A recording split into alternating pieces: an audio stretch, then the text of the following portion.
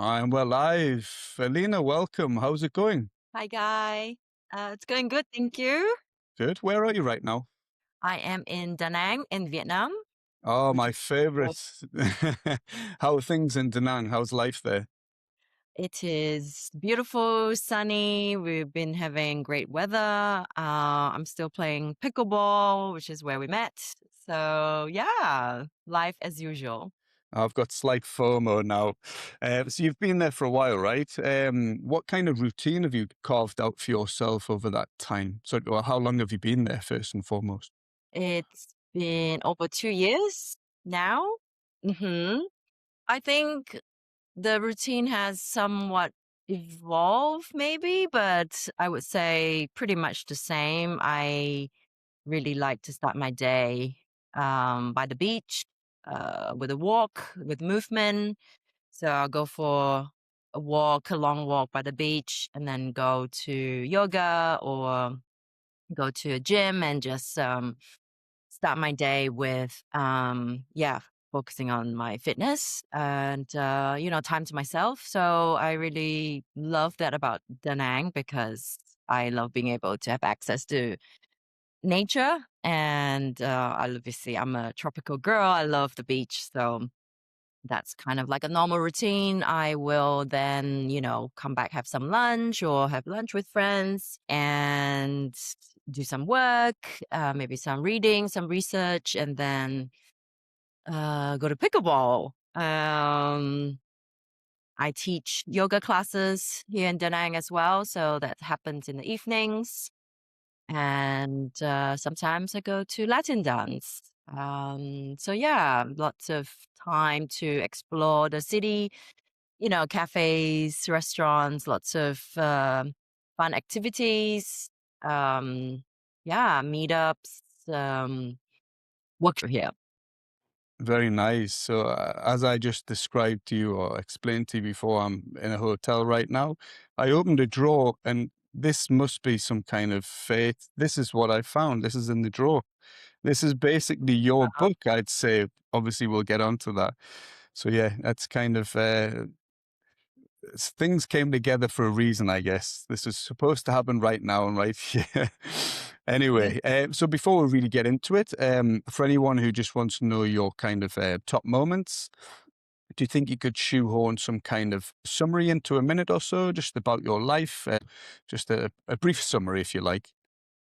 Wow. A bit of a flex, just the flex stuff right now. Uh, I feel like, yeah, that feels like an 5, interview 15?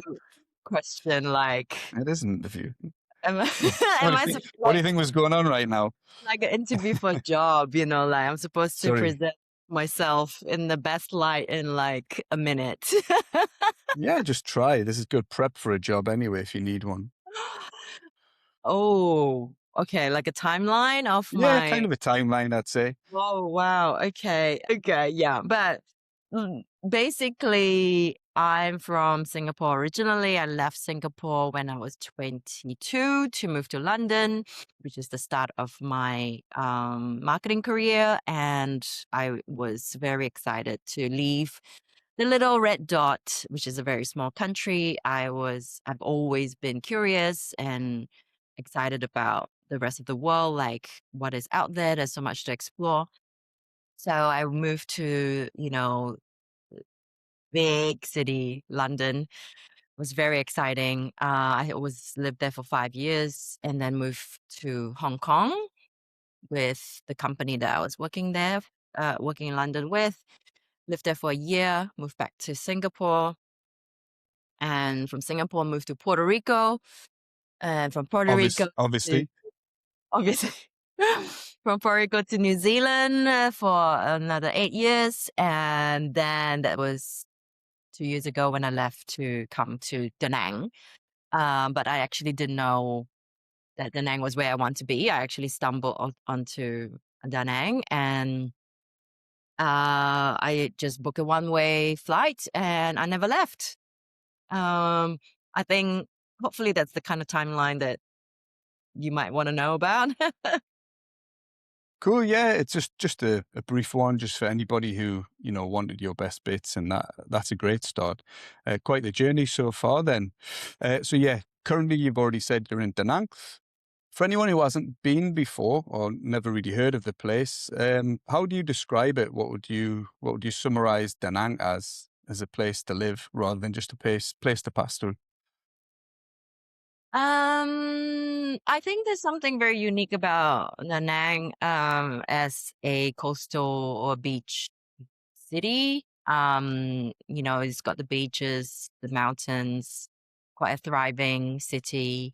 I have been to Ho Chi Minh and Hanoi, which are the two other main big cities in Vietnam.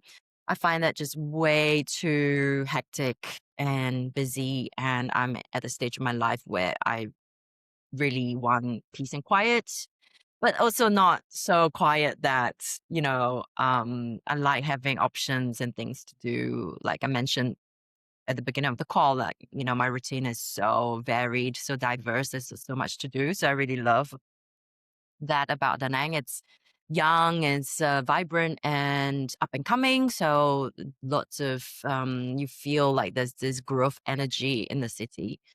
Lots of young people from Vietnam, from all over Vietnam move here, like to study, to work. So yeah, it's got that really thriving, energetic vibe to it. Excellent. So anybody who's complaining, like a lot of people do, that it's being overrun by tourists, obviously the cat is well and truly out of the bag by now. So us doing this isn't really adding fuel to the fire. All I'd say, anybody who is thinking like that is, go and find the next hidden gem. That would be my suggestion. So yeah, you and I actually met there not that long ago, probably the end of last year, the start of this year. So it has some significance. I've been a number of times over the past 15 years, and a bit like you, I'd seen it as a viable option to live. Um, it offered me such a variety of things. As you said, a lot of activities, a big cultural mix, nothing too hectic. So yeah, I definitely agree with that. As you're getting a little bit older, you see the benefits of that more than just a party place. 15 years ago, 20 years ago when I first went there, or Nha Trang, that you're going for a few days and that's it. But it has kind of evolved with that. So yeah, so what about Da Nang drew you in originally? What was the hawk? You said you kind of stumbled across it. How did that happen? Yeah, so I was planning to leave. I was leaving New Zealand. I knew I wanted to come back to Southeast Asia, just not Singapore, but I want to be close to Singapore, close to my family. So yeah, originally was, looking at Thailand, which was always the obvious place. But as I was doing my research, I was like, oh, let me look at Vietnam. Let's see what's happening, what's going on. And Nha Trang was or Nha Trang, as was supposed to pronounce it. Yeah, I get that wrong Well, too. don't quote me to be wrong. Um, yeah, I was looking at Nha Trang originally, and I came across a YouTube video on Da Nang. And, you go down this like rabbit hole, and I watched quite a few. I was like really intrigued, and I'm like, let me just go check it out. And, if anything, it will just be a new place, a new destination that I haven't been. And what have you found to be the pros and cons of living there? Obviously, 2 years is a good sample size. What do you find are the best and worst things? Best things, affordability. It is the cost of living is really affordable compared to even places in Thailand, for example, or Bali. Um, I think that's the first thing that really is very apparent when you are thinking of like, cost of living. Um, Obviously, I just love the access to the beaches and the city. Like it's rare to have the both. And when I lived in New Zealand, I had access to beautiful nature. There was like lakes and mountains, and but usually they're like quite small, and um, I think it's I just love being having access to both. Um, what else is there? The diversity of people living here. So there's a good mix of locals and expats, and like mentioned before, because this is like new energy, like lots of opportunities. There's like heaps of cafes, restaurants, fitness studios, like everything that everything that I want and look for in the wellness space. For example, there is a lot of access, from ice baths to calisthenic studios to yoga studios, like everything that you want. And like Hoi An is half an hour away, and it's like a whole different vibe there, and it's so close. Um, there's just always something to do. There's like waterfalls and road trips. It's a big country that you can explore. How about the cons? What have you seen that you don't love as much about the place? I would say infrastructure. Coming from places like Singapore, New Zealand, infrastructure is solid, right? So things work most of the time how it should. Um, cleanliness, and yeah, cleanliness in terms of roads, apartments, um, general hygiene level, maybe. So that's like, it's not that bad, but like if you come from like a first world country, or you come from like a place where infrastructure is really, really strong and really good and well done, you're gonna feel it straight away. Noise level, that's something I had to get used to straight away. Especially, Construction, especially for my 2 cents, that was insane. I'd live on a street and there's 5 or 6 different developments going on just within earshot, and they don't start late. They like to get it done early. So from 6:30 in the morning, maybe even earlier, that is going hard. And they don't believe in double glazing or triple glazing, not a chance. So for me, that was a huge con. However, they need to develop, so there's only one way to do it. Yeah. exactly. Yeah. It comes with the territory. Like, if you want already a developed place, then the cost of living will go right up. So I think people need to be understanding of that. Um, but yeah, noise level in, whether it's construction or just general, karaoke volume. Like, I feel like Vietnamese just love loud volume in everything. Like, um, so I think that's something I had to get used to. Um, yes. Am I used to it? Yeah, I would say so. Would I love to change that? It would be great. I think every time I leave Vietnam and go somewhere else, I realize that that's something that I'm like, oh, it's quieter, or like I feel like maybe I sleep a little bit better.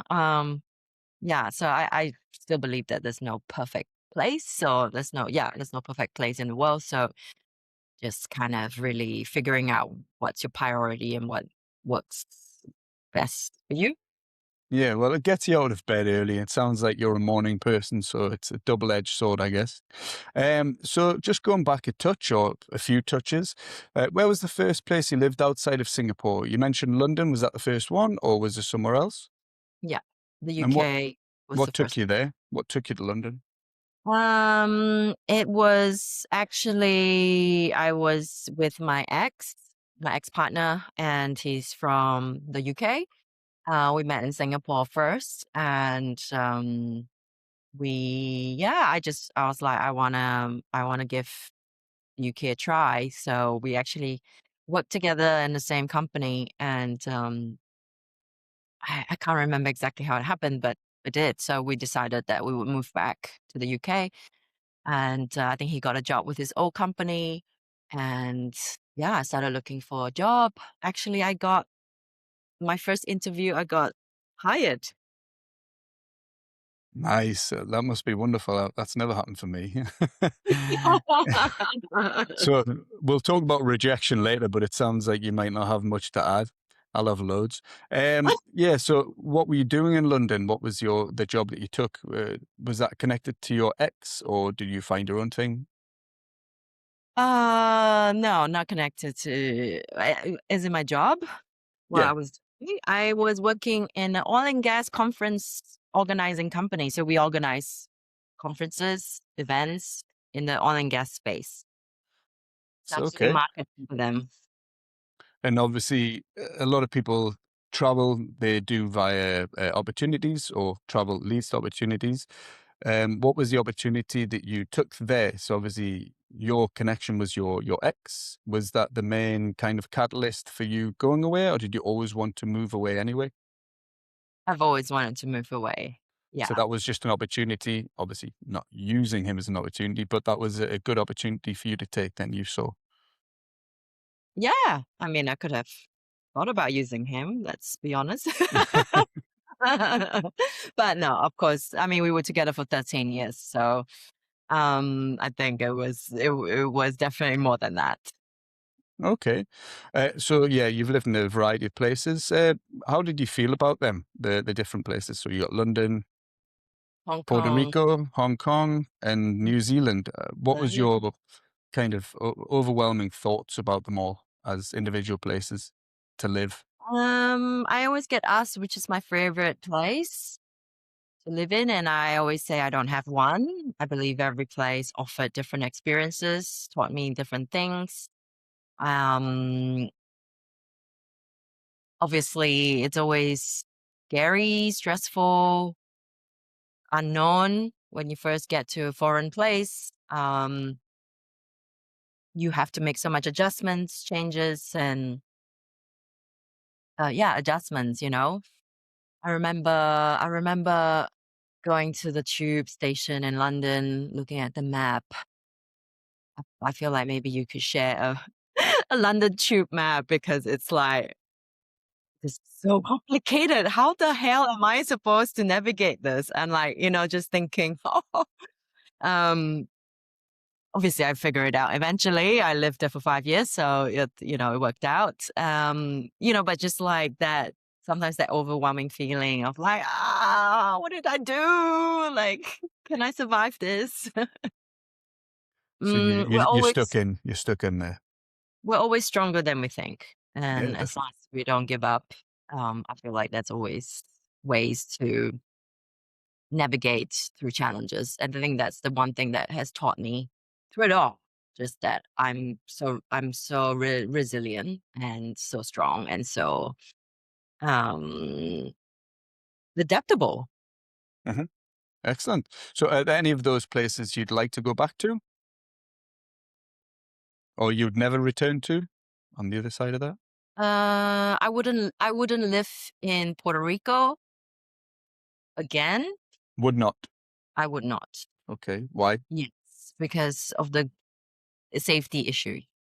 There's gun crime and lots of poverty in some areas.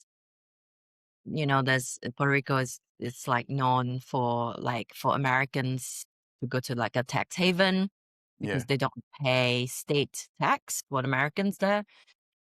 So obviously there's areas. The area that I was in was probably the most affluent area. Ricky Martin lives in that area. Living la uh, vida loca up there. Yeah. And but I just never felt truly safe. And for me, safety is the number one factor for a place. Yeah. I guess I didn't say that about Da Nang and Vietnam. I feel very safe in Uh, Southeast Asia and I feel very safe here. Um, yeah, I don't know how I left that out, but that is one of my biggest, most important criteria. So I wouldn't go back there because of that. but I Has it think changed? with Maybe. with regards to safety, I think it's something you take for granted when you grew up in Singapore. You said it's very safe there. until you encounter some unsafe conditions. Like you said, you're more aware in Puerto Rico, you take it for granted. And obviously in Vietnam, it's so safe. You can leave things anywhere. Obviously, things might happen. There might be some petty crime, but it's usually non-violent and it's very rare in my experience. So it's obviously, as a woman, speaking from a woman's point of view, that's probably more of a concern than it is for men. We normally take things for, excuse me, for granted, right? So yeah, sorry, just on that one. Yeah, if you want to continue on Puerto Rico or whatever you were going on to before I rudely interrupted.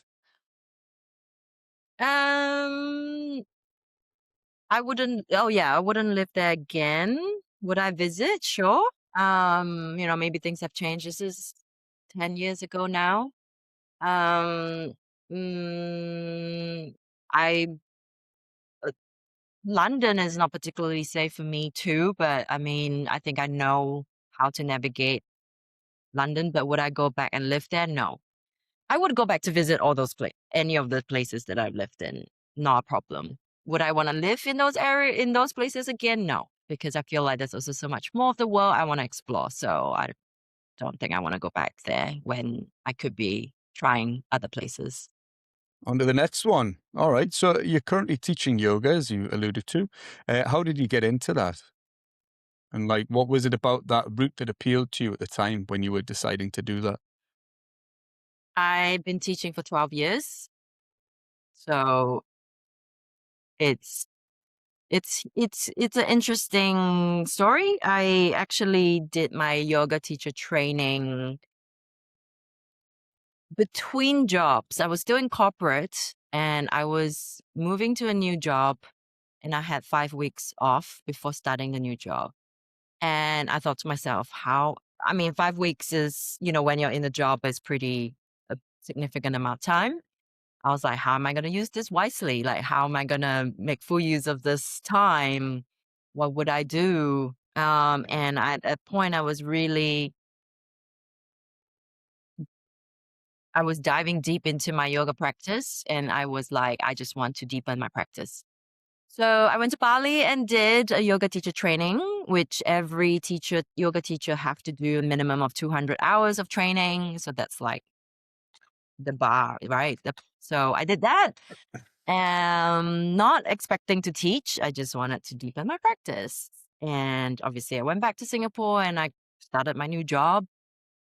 And I think about a year and a half later, I got made redundant.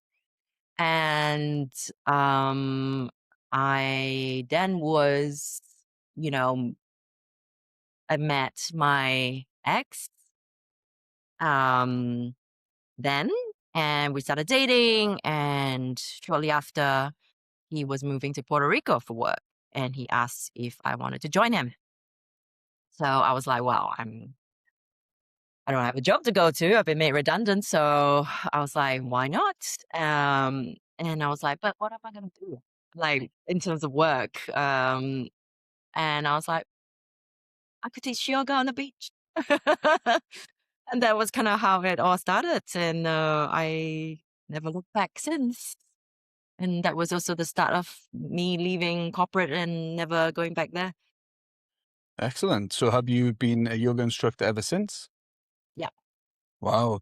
So what's been the most fulfilling part of turning something that was kind of a recreational activity or something you do for various reasons, doing something now that's you've monetized in many senses? How's that transition been? What's been the most fulfilling part? I think it's sharing the practice that has been so consistent in my life. Honestly, I know it might sound like a cliche, but yoga really changed my life a lot in so many ways. And I think being able to share that with others is a privilege, is a honor, and you still get paid doing it. So yeah, I couldn't think of anything better. Of course, like any job, there's challenges, right? Like, there's ups and there's downs. And but I think everything considered, I still think it's pretty amazing. Cool. And how would you recommend it as a line of work for others to get into? Would you recommend it or not? Yes. Um, but I wouldn't say don't do it because someone else did. I think it needs to be something that it means something to you. It's something that is you want to keep it to, in your life. Teaching, sharing and teaching the practice is an honor. It's has responsibilities too. So I think, anything that you want to get into, you should be aware of like what does it entail, or like is this something that you would enjoy doing. For example, when I was teaching full time, teaching yoga full time, it felt like a job. And I was beginning to resent it because I was tired, burnout. I was absorbing so many people's energies because this is energy exchange. And I was beginning to not enjoy it as much.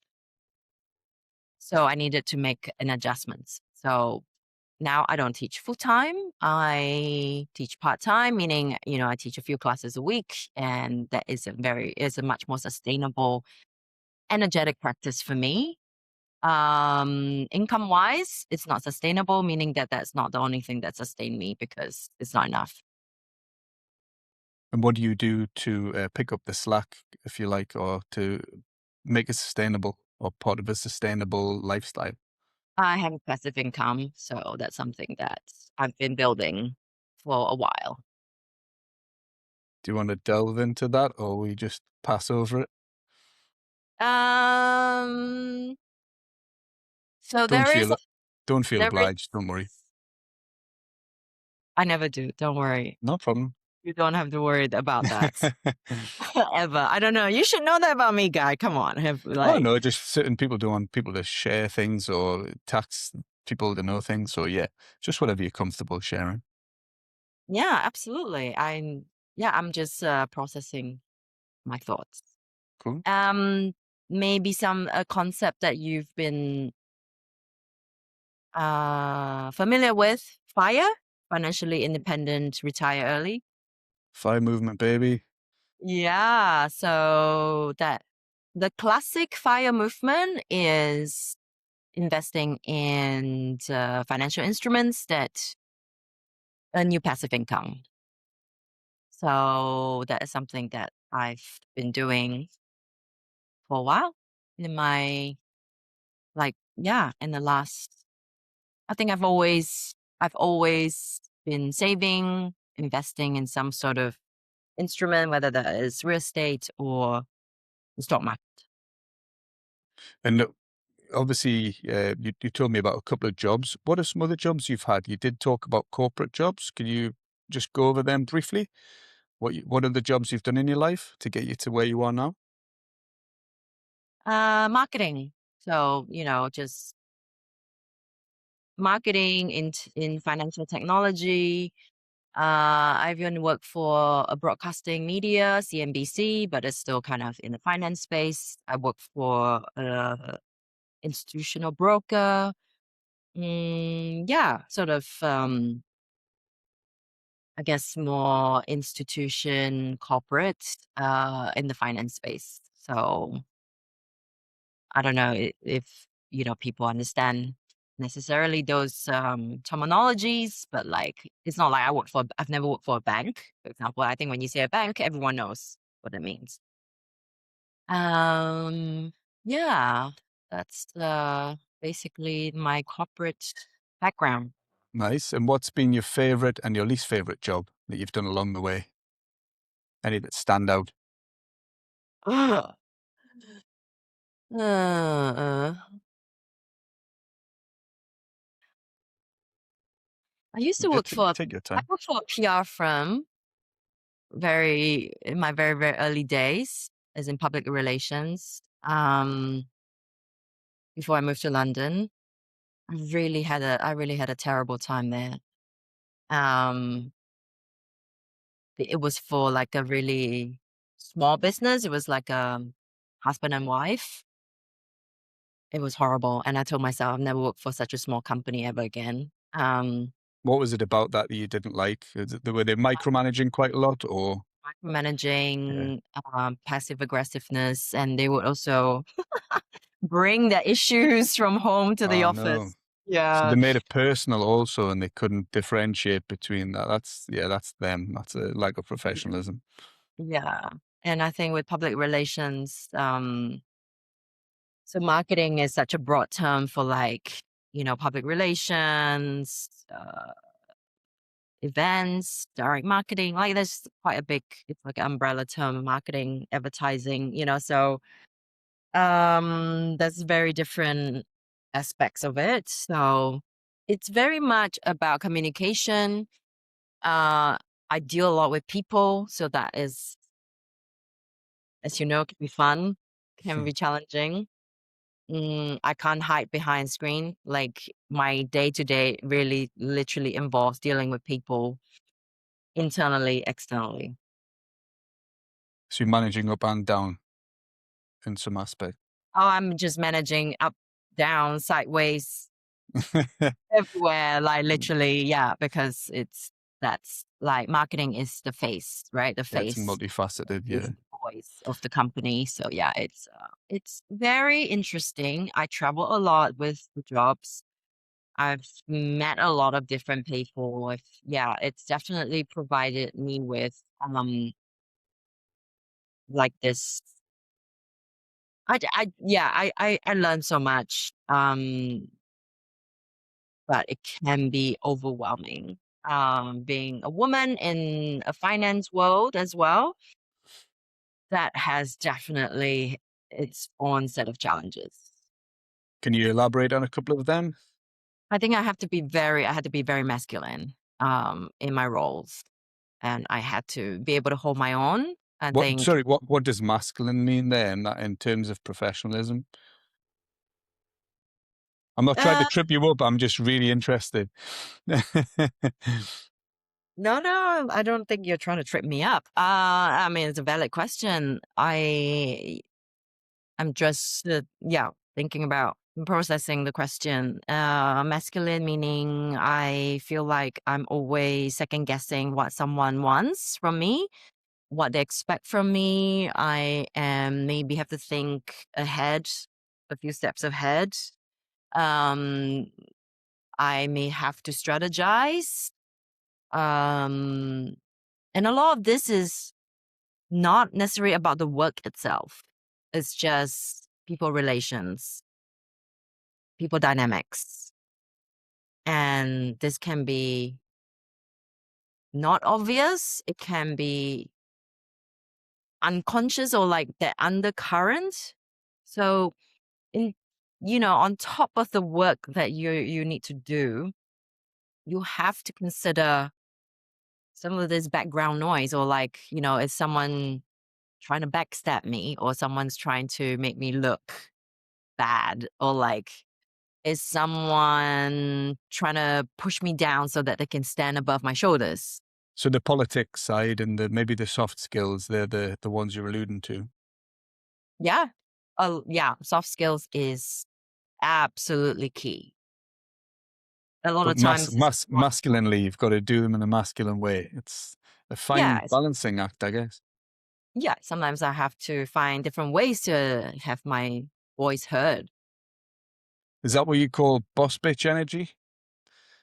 Have to channel some boss bitch in you? I don't like the term boss babe. I didn't come up with it. I'm just asking. I don't know. I don't know. I think it really depends on what meaning you put to it. I think for me, boss babe means creating something by yourself, right? And I don't think boss babe means working for someone and being in a corporation. Yeah, I think that's how I see it. It's Yeah. literally creating something out of nothing and being able to monetize it. So being innovative and kind of steadfast with your decisions. Very good. So talking about certain skills, if you had to create a list of attributes that you've learned from all these various roles over the years, could you try and pump out a few of them?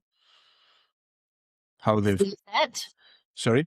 Skill set, yeah, attributes, skill sets, or Oh, the hard skills, soft skills that you've grown. Basically, what I'm trying to get out there is that like Rome wasn't built in a day, either physically, an individual, physically or mentally. You don't just get these skills overnight. You're kind of formed through all of these experiences that you've had. So if you can kind of think back to some of the things you've learned or what you've got from these positions rather than just money, could you try and just a list is fine if you can try and think of some.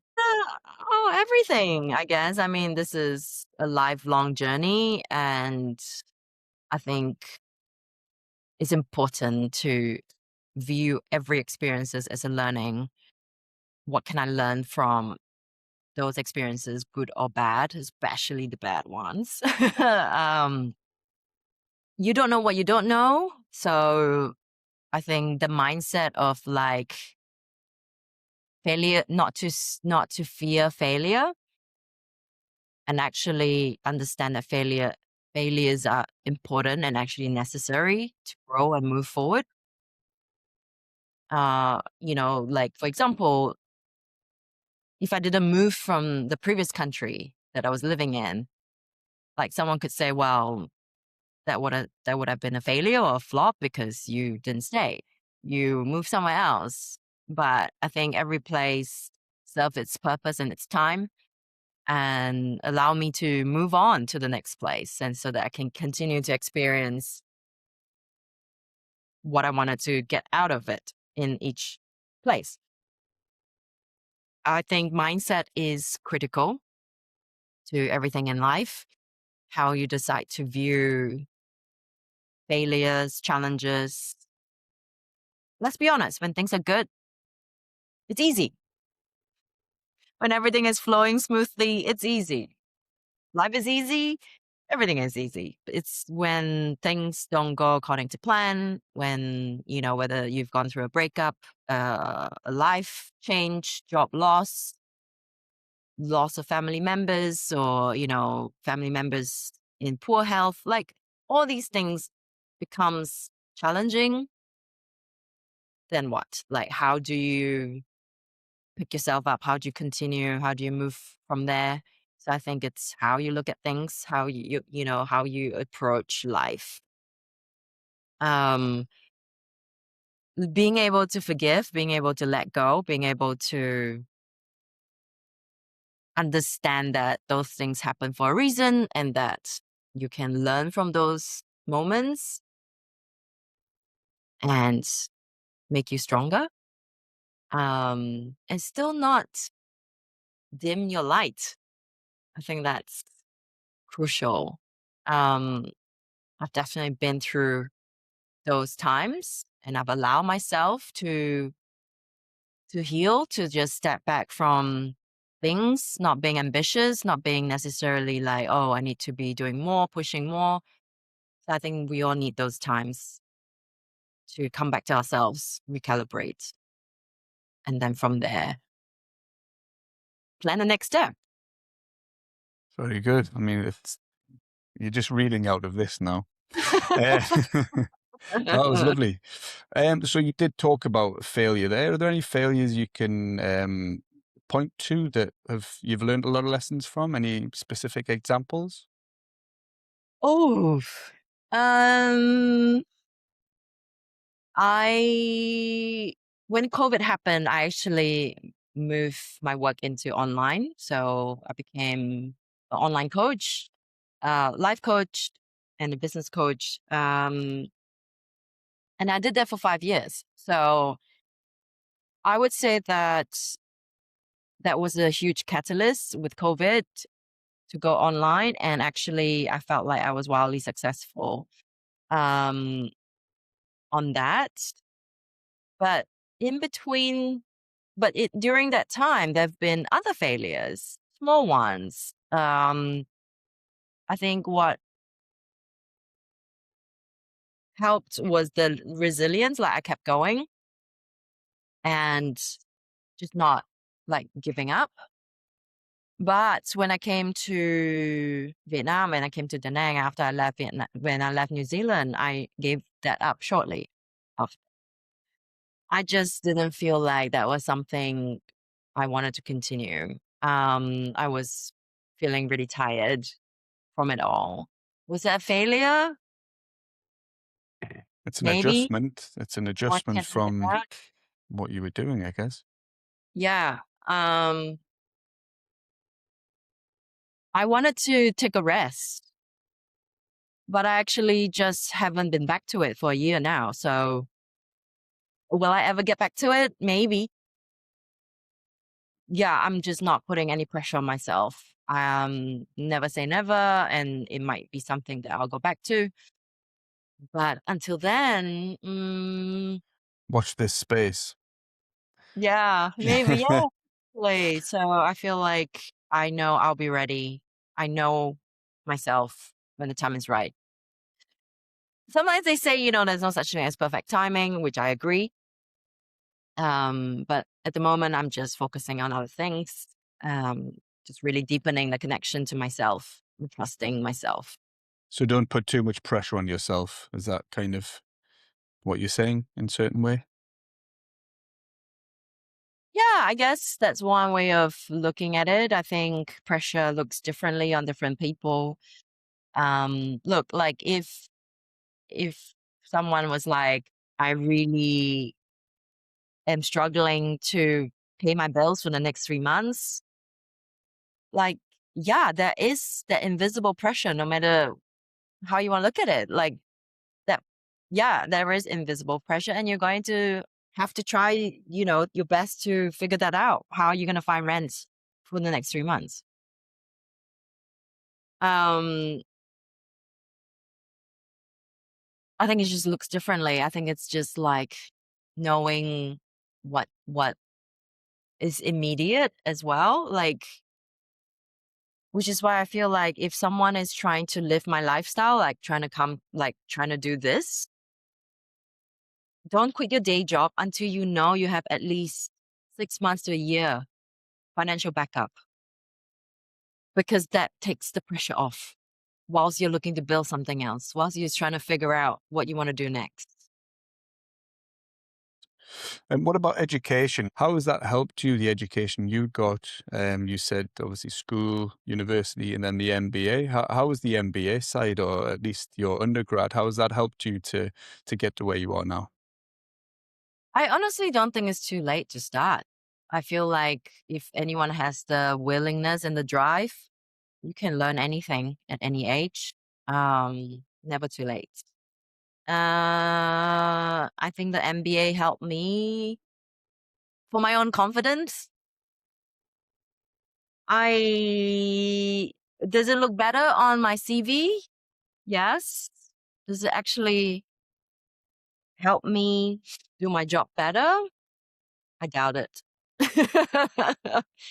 I do also believe when you're going into higher education, it really helps to have some work experience, because otherwise, all the concepts that you learn are just concepts.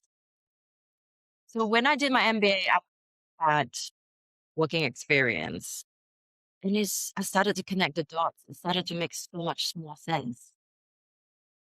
Because you had a platform to view it from, you'd seen it from both sides of the spectrum. Yeah, I have the on the field experience. So it just clicked. Like it just made so much more sense than just understanding it as a concept in a textbook. And I would say that's probably the same as anything that you would learn now, like whether you're learning to play the guitar, is that you can learn to read music. You can, I don't know, even look at like placement of the fingers on the strings. But if you actually don't practice it in real life, I think the progress is going to be really slow. Sure. So get that experience as soon as you can, right? Do you think it was more of the qualifications that have opened more doors, or do you think it's the effects of that, the networking, the working in the field, the jobs, the people that you've met during those moments? Have they led to more, or has it been the education, do you think, or a bit of a mix? I think everyone can argue all the different sides, but personally, I would always value connections over education. Cool. What about the people in your life? Is anyone that you'd attribute your ability to be so bold and ambitious to? Is it like your family, friends, partners, anything like that that's emboldened you to go off and just do your thing? I think it's me. I am the black sheep of the family. I'm the only person in my family, even my extended family, that has ever lived away from Singapore.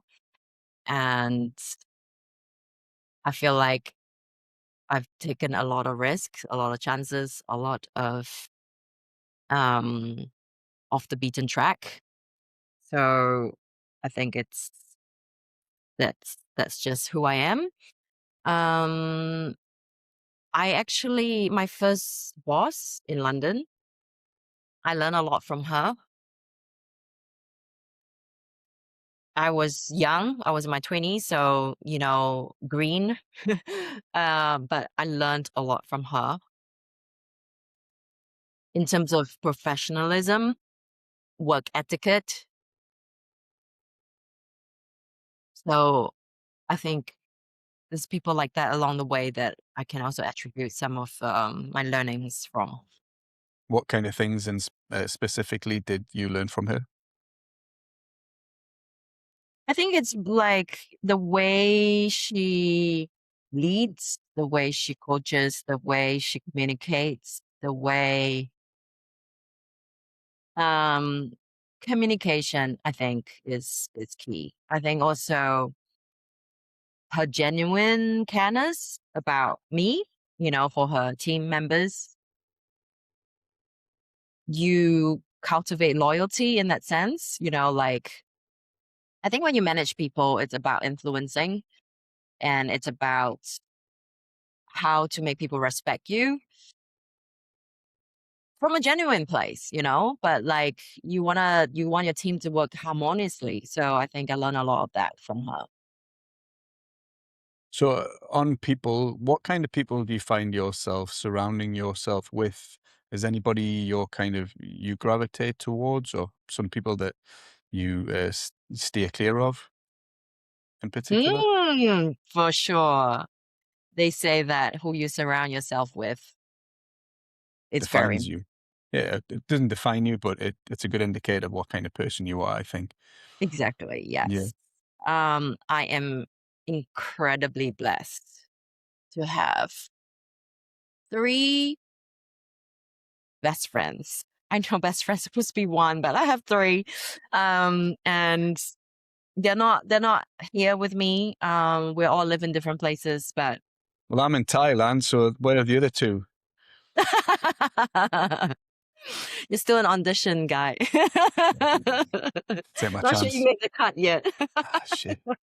Must work harder. You're gonna cut this out, aren't you? No, no, it's staying in. I'm very humble. Um, yeah, obviously I've met them. One of them actually, my oldest best friend. We've known each other for 30 years, so she's also from Singapore. So we've met each other when we were teenagers. So she's my ride or die. But the other two, I've obviously met them, in one of the places that I've lived in. Anyway, so they are just obviously different characteristics, different characters, but just super self-aware entrepreneurs. Not all of them, but they're just kind. They're just so grounded. They are just incredible human beings. They always want the best for me. They, yeah, like it's they never expect anything from me, and we just have this understanding of like what love and friendship looks like. We care so much about each other. but it doesn't mean that we're constantly talking, you know. It's like that really unconditional, I guess, love for each other is that we may not see each other often, sometimes even for years, but we are just there for each other, supporting each other, just wanting the best for each other. I think self-awareness for me is huge when who I want to be surrounded with. So I want to feel like it's mutual, reciprocal, um, and that each person are always growing. And that growth might look different. I'm not, they don't have to have their own business or like they don't have to have like high flying jobs or anything like that, but it's just the personal growth. Whether that is emotionally, mentally, it's like, what are they working on themselves, like evolving to become a better human?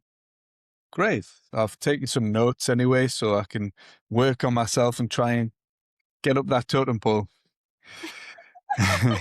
All right, so now back to the travel part. I get asked quite a lot, so being put on the spot, it never helps answer this, but what's the funniest or most memorable thing or event that's happened to you during your travels, during your time away from Singapore? Think it's funny, this one, but when I was living in London and when I got hired and I had to go to immigration, as you do, to sort out your immigration stuff, paperwork and things like that. I went to Croydon. So it's outside of London, just outside of like central London. I took the day off because, it's going to take a long time Well, yeah, to, the tube's mental. You'll never find your way. um, yeah. Anyway, so took the day off, and days off are precious, right? Like you want to allocate that to like holidays, doing fun stuff. But like also I had to Enjoy, take, enjoy the lovely weather in London. yeah, to sort out immigration. And then when I got there, the security said to me that I have to go in queue with the asylum seekers that were camping, sleeping outside of the immigration office. So I was like, what? Like, I'm not trying to seek asylum. I actually have a job. I don't actually want to be here.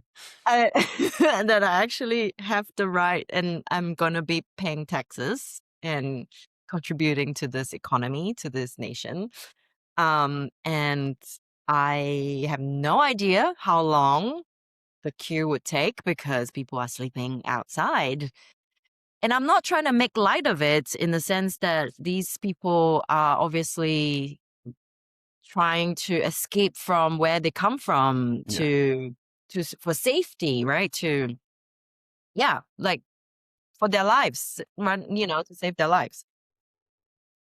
But I was in a totally different shoes and coming from Singapore, and I'm like, I was new to all of this. It's like, wow, this is kind of crazy. W- I was like, what do I do? Like, what do I do? Um, so I was like, I don't know whether to be proud of this or not, but I basically flirted my way in. Right. Yeah, How I did that used look? feminine charms to get past the Another queue. another soft skill. Another soft skill. Yeah. Yeah. And how did that work out? It worked out well because I got in. I Yeah. skipped the queue. And I think there is a flaw in the system, Is right? that is Like, that sorry, is that how you met your partner? You didn't really go into that. what? How did Every I every meet her? relation every relationship has a story. You flirted and then that was it. Oh 5 years yeah. later, 13 years later. We met we were working in the same office. We were, Okay. well, So actually two, what I was alluding to was that he was the security guard. yeah, no, he wasn't. This is way Okay. after we've met, right? Like, so. If you were listening to my story, guy. Sorry, I try. I Yeah. can't multitask. I have to read and look at the camera and listen. It's very hard. Yeah, you know what they say, men can't multitask. I'm working on myself, yeah. I'm working on it. This is Oh, mine right, now. right. So yeah, I managed to get in. It still took the whole day. Yeah, and I did manage to get what I needed to get sorted out. So that I can get my national insurance. You would know this guy. So that I can see the doctors when I need medical assistance, dentists and all that. Like all those basic stuff that you kind of need when you move to a new country that you already have established in your own home country. So like those basic things, but fundamental things that you would need when you move to a new Yeah. country. And your feminine energy helped you achieve that. That's what you're telling me. But I think it was also the masculine energy because I was in survival mode, right? Like, You're very how do I get, assertive with that how do feminine I get energy. through this? Right? You know, like I Yeah. needed to be problem solving. That's masculine. Cool. Oh, it's a very nice story. Yeah. Yes. So what's next for you, do you think? Where would you like to be in the next 5 years or so, or 2 years, going on a smaller scale? I don't really think of that anymore. I'm trying to be living in the present, and I am in the fortunate position to um go with the flow, and you know, if I decide that I want to leave next month, I can. I don't really have any physical ties. I'm location independent. Yeah, I can go wherever I want. Um, so I don't really have any concrete plans for the next years. I'm just giving myself the space to just see where life takes me. So go with the vinyasa flow, you could say.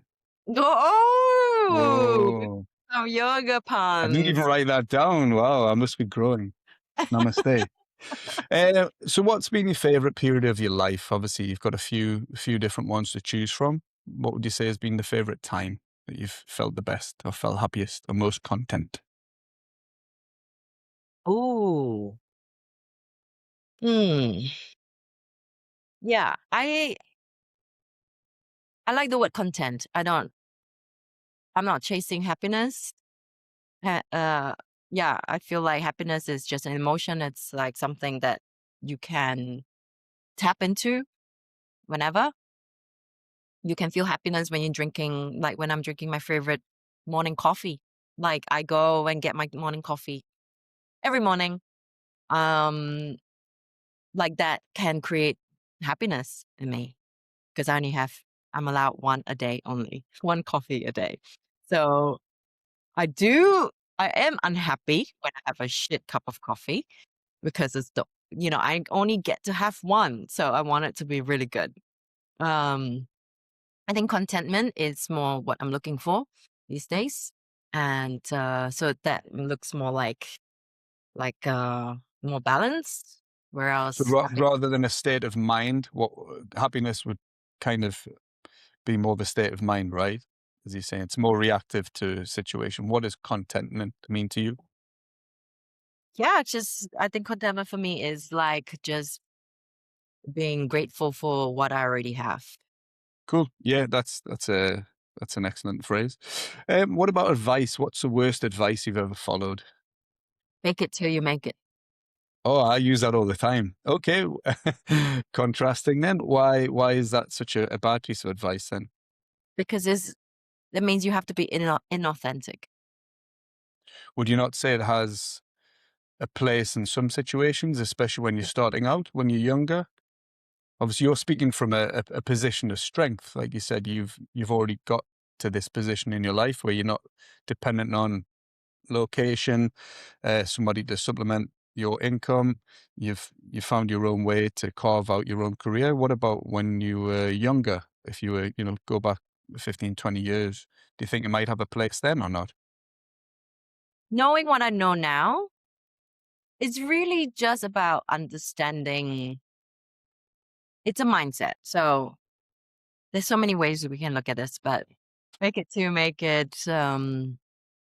suggest that you are not enough. And this also comes back to failure. If you don't know what you don't know, and that you feel safe to fail, then it's like you're just gonna move on to the next thing. It's like failure is not going to be the end of you. So it's again back to that mindset. And I felt that way in my younger years, a lot of it in my corporate years. It was overwhelming. It was so, what is that word? Depleted me. It made me feel inadequate. You're always chasing something, and that feeling will break you. It's just never going to be good enough, right? That's the opposite of contentment. As much as the corporate world gave me financial a financial head start, like I would say, I worked my way up, but I also lost a lot of my soul, and it was tough. Would I wish it on someone else? Actually, no. Like if I have a younger friend who wants advice from me, yeah, I wouldn't want them to go through it because it's so destroying. It can be soul destroying. So avoid corporate life. No, that's not what I'm saying. I think you need to know what you're getting yourself into. And for me, I didn't know what I was going into because that was what was expected of me. That was my path. That's what my upbringing, my culture, like that was just what was expected. I was never told to explore how you could make a living outside of corporate. That was never talked about. Right. And you look at Bill Gates and, those Steve Jobs and things like they were dropouts. Lots of entrepreneurs were dropouts. They self-made, like they didn't have the degrees and all that. So are they successful? Yes, wildly so. So it's like, I think just now I know anything is possible. You are only limited by your own limitations. So breaking away from the expected route is also something you'd be a proponent for as a black sheep. There is no one size fits all. I truly believe that you can be happy in corporate. You can, but that's if you know what you want and that it fits into your lifestyle, fits into your way of life, like that's what you want. And it's awareness, right? For me, I know it doesn't work for me anymore. It's not something that brings me joy or contentment. Um, but you got to know what brings you joy, what works for you. Do your homework. Given your job or your multitude of jobs have taken you pretty much everywhere, give me your top 5 destinations from your travels. Not so much living, but just be short term, medium term, long term. What would be the top 5 places you'd recommend? Whoa. All right, There 20, must be top 20. there must be some criterias of like Somewhere that made you feel content. That seems to be word of the day. It's something you live by. Somewhere that you got there and you thought, you know what, this is a bit of me. It's got a bit of everything that I look for. Penang, Southeast Asia. I think Southeast Asia has a lot to offer in terms of affordability, standard of living, cost of living, safety, weather for me is so important at the moment. At this stage of my life, I do not want to live anywhere cold. So that is a big issue for me. No more winters. any other places? So Da Nang, Southeast Asia, anywhere else in Southeast Asia? Anywhere in Southeast Asia? Well, Thailand. I haven't been back to Bali in a long time, but feel like that's all the hot spots. Um, Anywhere people might not know that you surprise some people by it? I have a soft spot for Australia and New Zealand, so it's just that I just wish they're These not hidden so far. hidden gems. You just wish what? Sorry. I just wish they're not so far away from the rest of the world. I actually consider moving to Perth before coming to Vietnam. I think in terms of location, geographically, it's 5.5 hours from Singapore, which is, I think, doable. So if you need to get to Europe or, Asia, I think it's reasonable. Um, Climate-wise, suits me because it's generally warm. Mild winters, great infrastructure. It's 2 million population, so I feel like it's got a lot to offer. So there's like concerts, culture, gigs, arts, like, yeah, like a lot going for it. I feel like I shouldn't be telling you this. I feel like everyone's gonna flock over there now. Yeah, they're gonna watch this. This is gonna be the thing that gets them there. Nature, right? So for me, it has to have amazing nature. Um, yeah. So where else? I think Thailand is a great spot. It's a great country. Um, where else? I think the other places might be up and coming, but at the moment, I couldn't tell you if I would feel safe enough and still offer the standard of living that I expect that I can get here. All right, just a couple more. If you could do it all again, the way that you did do it, the way you've arrived at where you are now, would you do it, or would you do it totally different, or are there things you would change along the way? No regrets. Have you got that No. tattoo? No regrets. Nice. So you're happy with the way it's turned out? No tattoo. No, no, no, no, no tattoo of that sort. Cool. I love my tattoos, but definitely not gonna be one of those. No regrets. I wouldn't do it differently because I don't know what I didn't know. There's only one way Now, to find out. yeah, the only way to find out is to do it. And